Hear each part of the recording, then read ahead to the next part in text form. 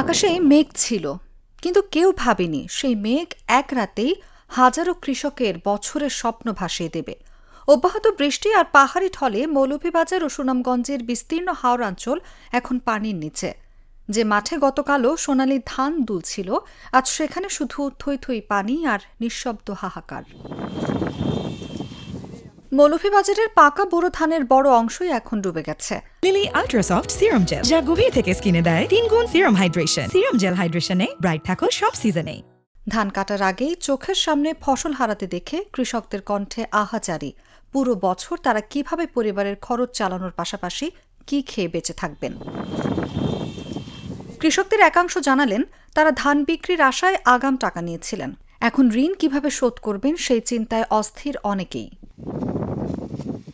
কৃষি বিভাগের তথ্য অনুযায়ী জেলায় ৬২,৪০০ হেক্টর জমিতে বোরো আবাদ হয়েছে, কিন্তু অবিরাম বৃষ্টিতে কমলগঞ্জ, রাজনগর, সদর সহ বহু এলাকার ফসলি জমি তলিয়ে গেছে।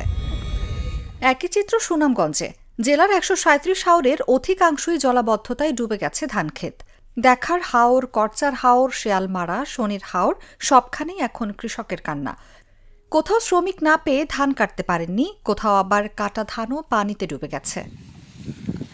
প্রশাসন বলছে, আরও 2 দিন বৃষ্টি থাকলে বন্যা পরিস্থিতি তৈরি হতে পারে, কিন্তু কৃষকের কাছে সেই ঘোষণা এখন শুধু আরেকটি দুঃসংবাদ। কারণ তাদের কাছে বন্যা এখনও আসেনি, তবু সর্বনাশ যা হবার তা হয়ে গেছে। নিউজ ডেস্ক, জাগো নিউজ।